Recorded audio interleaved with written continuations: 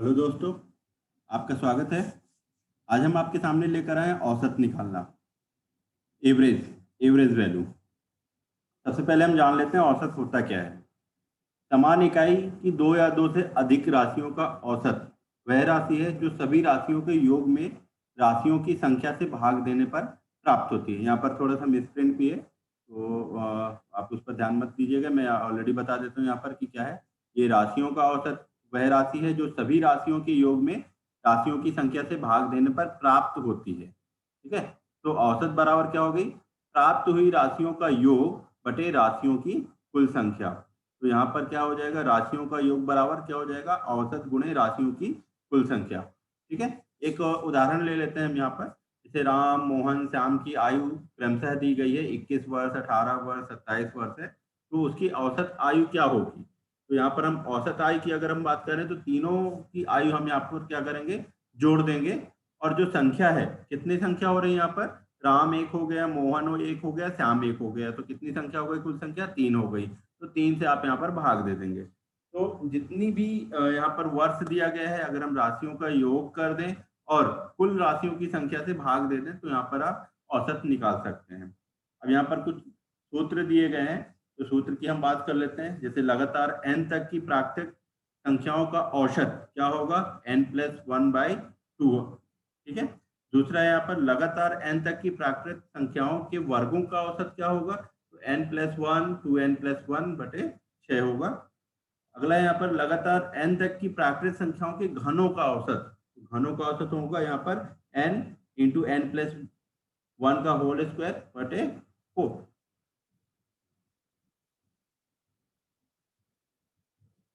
अगला है यहाँ पर लगातार n तक की पूर्ण संख्याओं का औसत n/2। नेक्स्ट है लगातार n पूर्ण संख्याओं का औसत अगर हम बात करें तो n-1/2। लगातार n पूर्ण संख्याओं के वर्गों का औसत n-1 2n-1/6। लगातार n तक पूर्ण संख्याओं के वर्गों का औसत क्या होगा? n into 2n+1/6। लगातार n पूर्ण संख्याओं के घनों का औसत क्या होगा? n into n-1/4। लगातार n तक पूर्ण संख्याओं के घनों का औसत n+1 इंटू n²/4। ठीक है, अगला है यहाँ पर समूह में व्यक्ति के आने या जाने के बाद औसत उम्र क्या होगी? तो वृद्धि होने पर, अगर हम वृद्धि की बात करें तो वृद्धि होने पर क्या फॉर्मूला आ जाएगा? यहाँ पर उसका सूत्र बन जाएगा आने या जाने वाले की उम्र बराबर क्या होगा? पहले का औसत प्लस नई संख्या गुणे औसत वृद्धि, जो भी औसत वृद्धि हो रही है। ठीक है, दूसरा यहाँ पर आ जाएगा कमी होने पर। अगर कमी होने की हम बात करें तो आने या जाने वाले की उम्र बराबर क्या हो जाएगा? पहले का औसत माइनस नई संख्या गुणे औसत वृद्धि। तो ये एक चीज यहाँ पर ध्यान रखना कि अगर वृद्धि हो रही है तो वृद्धि होने पर आने या जाने वाले की उम्र ज्ञात करना है आपको। तो इसका सूत्र रहेगा पहले का औसत प्लस नई संख्या गुणे औसत वृद्धि। अगर कमी हो रही है तो कमी होने के लिए हो जाएगा आने या जाने वाले की उम्र बराबर पहले का औसत माइनस नई संख्या गुणे औसत वृद्धि। अब यहाँ पर कुछ और सूत्र दिए गए हैं। लगातार n सम संख्याओं का औसत क्या होता है? n+1 रहेगा। लगातार n तक की सम संख्याओं का औसत n/2 + 1। लगातार n सम संख्याओं के वर्गों का औसत 2n+1 2n+1/3। लगातार n तक की सम संख्याओं के वर्गों का औसत n+1 n+2/3। लगातार n विषम संख्याओं का औसत बराबर n। ठीक है, लगातार n तक की विषम संख्याओं का औसत n+1/2। लगातार n तक की विषम संख्याओं के वर्गों का औसत n+2/3। अब हम कुछ प्रश्न पर चर्चा कर लेते हैं। यहाँ पर कुछ इस प्रकार के प्रश्न रहेंगे तो जो आपकी प्रतियोगी परीक्षाओं में पूछे जाते हैं। जैसे एक पहला प्रश्न हो गया यहाँ पर 5 लगातार संख्याओं का औसत 67 है, सबसे बड़ी संख्या ज्ञात करो। जब भी इस तरीके का प्रश्न अगर प्रतियोगी परीक्षा में पूछे जाते हैं तो उसके लिए हम क्या करेंगे? जो हमारा औसत दिया हुआ है, ठीक है, यहाँ पर क्या दिया हुआ है? 5 लगातार संख्याओं का औसत कितना? 67 है। ठीक है, तो एक संख्या तो आपको मालूम हो गई कि कौन सी है? 67 है, वो आपकी क्या औसत भी है। ठीक है, औसत भी है और एक संख्या भी है। अब यहाँ पर 5 दिए तो मतलब उस संख्या के 2 पहले और उस संख्या के 2 बाद आप वहां पर लिख लो। अब जैसे आप लिख लोगे इस संख्या के 2 पहले और 2 बाद, जैसे ही आपने लिखा यहाँ पर, तो देखो टोटल कितनी संख्या है यहाँ पर 5 हो रही है, इन सबको जोड़ दो और 5 से अगर आप भाग दोगे तो यहाँ पर उसका औसत क्या आएगा 67 आएगा।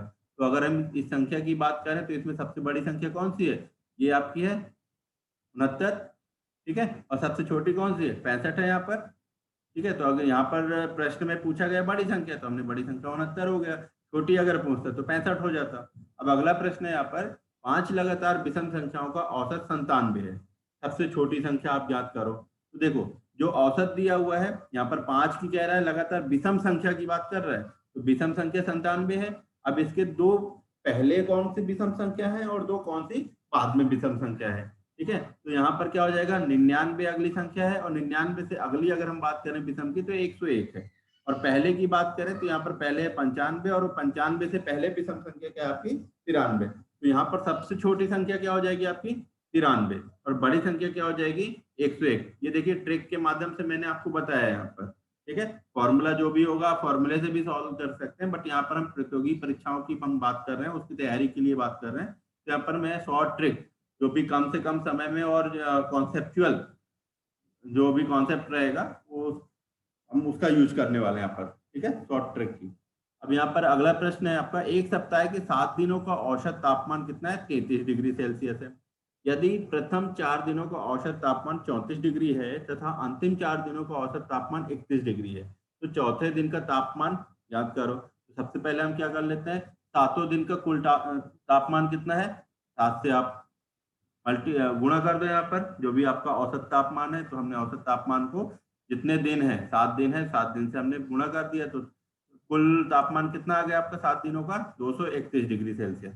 अब यहाँ पर हम निकाल लेते हैं पहले 4 दिन का कुल तापमान कितना है यहाँ पर, तो 4 से आप गुणा कर दो कितना 34 डिग्री सेल्सियस का, तो 136 आ जाएगा। अब अंतिम 4 दिनों का कुल तापमान कितना है यहाँ पर, 4 गुणे 31 कर देंगे तो 124 हो जाएगा। अब क्या करो आप पहले 4 दिन और अंतिम 4 दिन दोनों को जोड़ दो, जब दोनों को जोड़ देंगे तो टोटल कितना आ जाएगा 8 दिन का कुल तापमान आ जाएगा। अब 8 दिन के कुल तापमान में से 7 दिन के कुल तापमान को आप घटा दो, जैसे हमने 260 माइनस 231 किया तो 25 डिग्री यहाँ पर बचा, 29 डिग्री यहाँ पर बचा, 25 नहीं है 29 है ये, ठीक है। 29 डिग्री मतलब ये चौथे दिन का तापमान क्या आ जाएगा 29 डिग्री आ जाएगा, ठीक है। चलिए अगला प्रश्न है, एक सप्ताह के 7 दिनों का तापमान औसत तापमान दिया है कितना 39 डिग्री। यदि प्रथम 4 दिनों का औसत तापमान 36 डिग्री है तथा अंतिम 4 दिनों का औसत तापमान 42 डिग्री है, तो चौथे दिन का तापमान क्या होगा, और चौथे दिन को छोड़कर सभी 6 दिनों का कुल तापमान भी आपको याद करना है। यहाँ पर इस तरीके के प्रश्न पूछे गए हैं प्रतियोगी परीक्षाओं में। सबसे पहले हम क्या करते हैं 7 दिन का कुल तापमान निकाल लेते हैं, तो यहाँ पर हमने निकाल लिया 273 डिग्री सेल्सियस आ गया। अब पहले 4 दिन का कुल तापमान निकाल लेते हैं, 4 गुणे 36 144 डिग्री आ गया। अब अंतिम 4 दिनों का निकाल लेते हैं, तो अंतिम 4 दिनों का कितना आ गया 168 डिग्री सेल्सियस आ गया।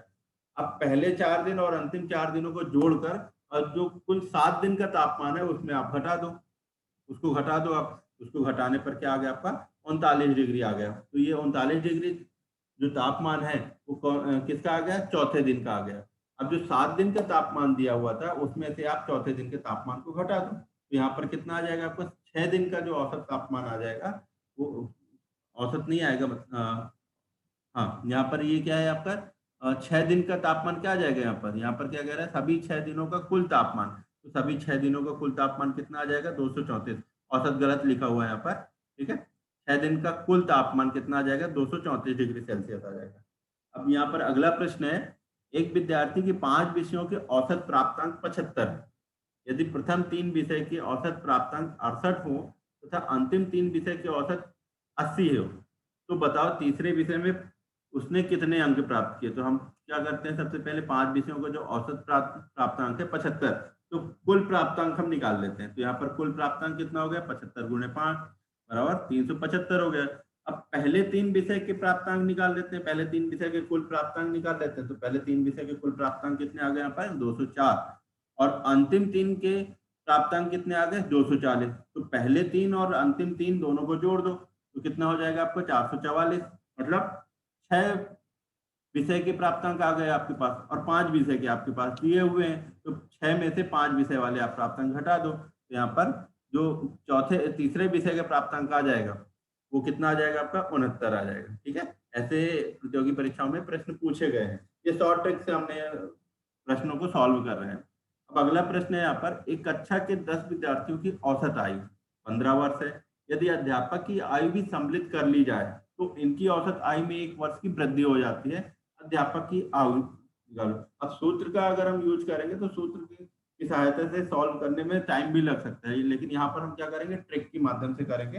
जैसे यहाँ पर कह रहा है एक कक्षा के 10 विद्यार्थियों की औसत आयु कितनी 15 वर्ष दी गई है, तो कुल आयु कितनी हो जाएगी उस कक्षा की 150 वर्ष हो जाएगी। अब यहाँ पर क्या हो रहा है, यदि अध्यापक की आयु भी सम्मिलित कर ली जाए, अध्यापक मतलब एक सदस्य हमने और जोड़ दिया, तो जैसे यहाँ पर क्या था 10 विद्यार्थी थे, एक और हमने जोड़ दिया तो कितने हो गए, अब टोटल 11 हो गए। ठीक है, संख्या क्या हो गई कक्षा में, विद्यार्थी प्लस अध्यापक की कितनी हो गई, 11 हो गई। और औसत वृद्धि में क्या हो रहा है, 1 वर्ष की वृद्धि हो रही है। तो अब टोटल औसत आयु कितनी हो गई, 15 प्लस 1 कितना हो गया, 16 हो गए। और यहाँ संख्या कितनी हो गई, 11 हो गई। ठीक है, अब कुल आयु कितनी हो जाएगी, तो कुल आयु कितनी हो जाएगी, 176 हो जाएगी। अब आप क्या करो, 176 में आप 150 घटा दो तो यहाँ से आपको अध्यापक की आयु मिल जाएगी। तो अध्यापक की आयु कितनी है, 20 वर्ष है। ठीक है, बहुत सिंपल मेथड है, बहुत सिंपल तरीके से मैं आपको यहाँ पर समझा रहा हूँ। एक कक्षा के 20 विद्यार्थियों की औसत आयु 18 वर्ष है। यदि अध्यापक को भी सम्मिलित कर लिया जाए, देखिए अब ऐसे ही क्वेश्चन ऊपर हमने किया है, फिर से यहाँ पर समझिएगा, एक कक्षा के 20 विद्यार्थियों की औसत आयु कितनी है, 18 वर्ष है। यदि अध्यापक को भी सम्मिलित कर लिया जाए, मतलब पहले 20 थे, अध्यापक को शामिल किया तो कितने हो गए, 21, और औसत आयु कितनी हो रही, 2 साल की वृद्धि हो रही है, तो यहाँ पर कितना होगा, 18 प्लस 2 मतलब 20 हो गए। तो पहले आप कुल आयु निकाल लो कक्षा की, तो पहले आयु हमने निकाली कक्षा की, 20 गुणे 18 कर दिया तो मतलब 360 हो गई। उसके बाद जब हमने यहाँ पर अध्यापक को जोड़ दिया और जो औसत वृद्धि हो रही है उसको जोड़ दिया, तो उसके बाद कुल आयु कितनी हो रही है आपकी, 420। अब 420 में से 360 आप घटा दो तो यहाँ पर अध्यापक की आयु आपको मिल जाएगी। ठीक है, ठीक है ना दोस्तों। अब अगला प्रश्न हम बात कर रहे हैं यहाँ पर, एक कक्षा के 30 विद्यार्थियों की औसत आयु 25 वर्ष है। ध्यान देना, यदि 5 विद्यार्थी कक्षा छोड़कर चले गए, अभी तक क्या हो रहा था, अध्यापक जुड़ रहा था, अब यहाँ पर क्या हो रहा है, 5 विद्यार्थी कक्षा छोड़कर चले गए, तो शेष की औसत आयु में 1 वर्ष की कमी हो जाती है। अभी तक क्या हो रहा था, एक वर्ष या 2 वर्ष की या जो भी है वृद्धि हो रही थी।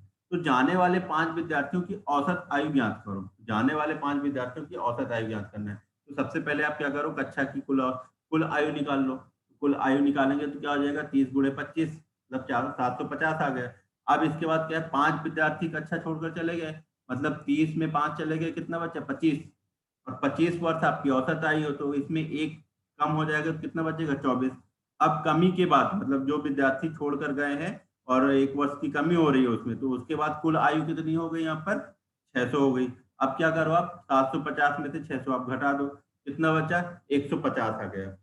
ठीक है, 150 आ गया। अब 150 में 5 से भाग दे दो, 5 से भाग दे दिया तो 5 विद्यार्थी की जो औसत आयु वो तो क्या है, 30 आ जाएगी। कितनी आ जाएगी, 5 विद्यार्थियों की औसत आयु 30 आ जाएगी। और 5 विद्यार्थियों की अगर हम कुल आयु की बात करें तो कुल आयु आपकी 150 रहेगी। ठीक है, अब अगला प्रश्न, एक कक्षा के 20 विद्यार्थियों की औसत आयु 25 वर्ष है। यदि एक 30 वर्ष वाला विद्यार्थी कक्षा छोड़कर चला जाता है, अब ध्यान ध्यान देना यहाँ पर, इसको प्रश्न में और इसमें थोड़ा सा अंतर है। कक्षा छोड़कर चला जाता है और उसके स्थान पर एक दूसरा विद्यार्थी आ जाता है, जिससे औसत में 2 माह की वृद्धि हो जाती है। यहाँ पर क्या है, कक्षा छोड़कर जा रहा है या अध्यापक जोड़ रहा है। ठीक है, यहाँ लेकिन यहाँ पर क्या है, एक 30 वर्ष वाला विद्यार्थी छोड़कर जा रहा है तो उसके स्थान पर दूसरा विद्यार्थी आ भी रहा है। ठीक है, लेकिन जो जा रहा है उसका यहाँ पर वर्ष दिया गया है कि 30 साल का है, लेकिन जो आ रहा है उसका उसका वर्ष नहीं दिया कि वो कितने साल का है। लेकिन औसत वृद्धि, औसत में 2 माह की वृद्धि हो जाती है। तो आने वाले विद्यार्थी की आयु निकालना है। यहाँ पर क्या है, जो आ रहा है विद्यार्थी उसकी आपको आयु निकालना है। ठीक है, तो आने वाले विद्यार्थी की आयु या जाने वाले विद्यार्थी की आयु, तो क्या हो जाएगा यहाँ पर, बराबर जाने वाले विद्यार्थी की आयु प्लस औसत वृद्धि गुणे संख्या। जैसे हमने वहां पर जो सूत्र भी लिखा था, तो सूत्र में क्या लिखा था, यहाँ पर सूत्र में हमने यहाँ लिखा था, आने या जाने वाली विद्यार्थी की आयु बराबर, ठीक है, आने या जाने वाले विद्यार्थी की आयु बराबर, ये हमने सूत्र वहां पर लिखा हुआ था। सूत्र में क्या था,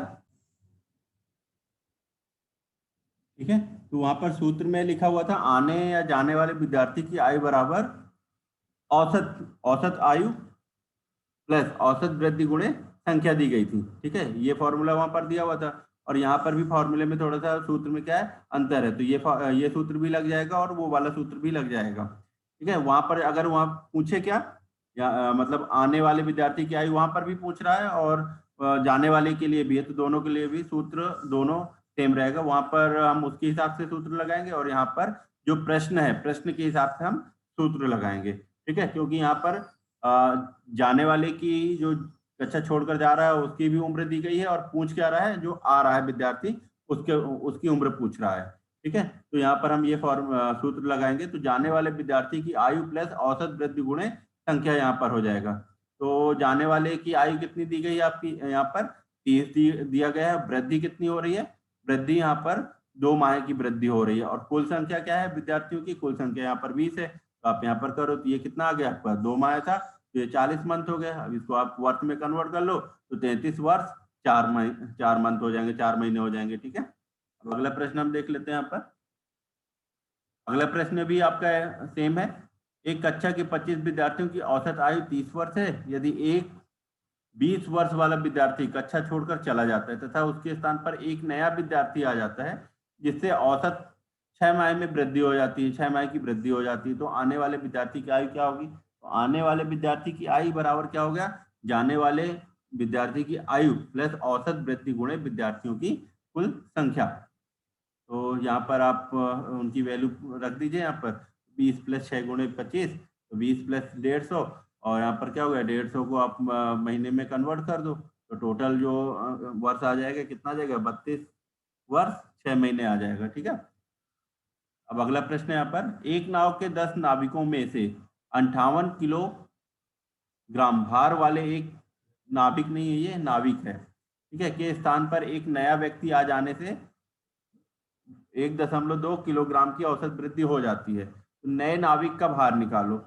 ठीक है, अब यहाँ पर क्या कह रहा है, नए नाविक का भार निकालना है। अब देखो यहाँ पर क्या है 10 नाविकों में से 58 किलोग्राम भार वाले एक नाविक है, नाविक नहीं है, के स्थान पर एक नया व्यक्ति आ जाने से इतनी वृद्धि हो गई। ठीक है, तो यहाँ पर टोटल भार कितना है औसत, ये जो मैंने अभी सूत्र की बात कर रहा था वहां पर, तो टोटल यहाँ पर कितना है 10 नाविकों में से 58 भार वाले नाभिक के स्थान पर। ठीक है, तो जो सूत्र हमने ऊपर लगाया है वही सूत्र हम यहाँ पर भी लगा रहे हैं कि 58 भार वाले नाभिक के स्थान पर, तो यहाँ पर कितना हो गया ये 58 प्लस वृद्धि कितनी हो रही है यहाँ पर औसत वृद्धि एक 1.2 किलोग्राम यहाँ पर वृद्धि हो रही है। और कितने नाविक हैं यहाँ पर 10 हैं, तो आप यहाँ से निकाल सकते हैं, तो कितना आ जाएगा आपको 70 किलोग्राम। ठीक है, अब यहाँ पर अगला प्रश्न है एक चरवाहे ने 12 भेड़े और 8 बकरियां कुल 18,600 में खरीदी हैं। यदि एक भेड़ का औसत मूल्य 1260 रुपए हो तो एक बकरी का औसत मूल्य निकालो। तो यहाँ पर क्या है एक भेड़ का औसत मूल्य कितना दिया है 1260 दिया गया है, तो 12 का कितना निकल आएगा, 12 का आप उसमें गुणा कर दो, 1260 गुणे 12, तो कितना आ जाएगा यहाँ पर 15,120 आ जाएगा।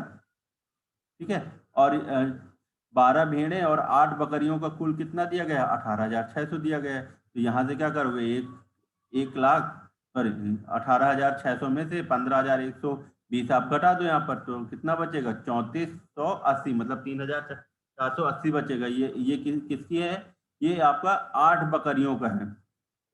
मतलब 8 बकरियां कितने रुपए में खरीदी 3,480 में से, तो एक बकरी कितने में खरीदी 435 रुपए में।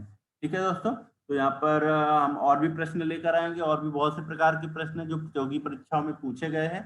तो यहाँ पर सूत्र का भी उपयोग करना है आपको, शॉर्ट ट्रिक का भी आपको यहाँ पर उपयोग करना है। तो अभी तक जितने भी हमने इसमें प्रश्न कवर किए हैं वो ज्यादातर शॉर्ट ट्रिक के माध्यम से हमने उन प्रश्नों को सॉल्व किया है। आशा करते हैं आपको वीडियो पसंद आ रहा होगा, लेक्चर भी आपको पसंद आ रहे होंगे। तो आप ज़्यादा से ज़्यादा लाइक करें, शेयर करें, सब्सक्राइब करें। और अगर कुछ प्रॉब्लम है, कहीं पर मैं गलत पढ़ाया है या कोई गलत सूत्र उपयोग किया है, तो कमेंट बॉक्स में ज़रूर फीडबैक देना ना भूलें आप लोग। ठीक है, क्योंकि आप लोगों के फीडबैक से ही अगर हमसे कोई गलती हो रही है तो हम उसको उसमें सुधार ला सकते हैं। जय हिंद।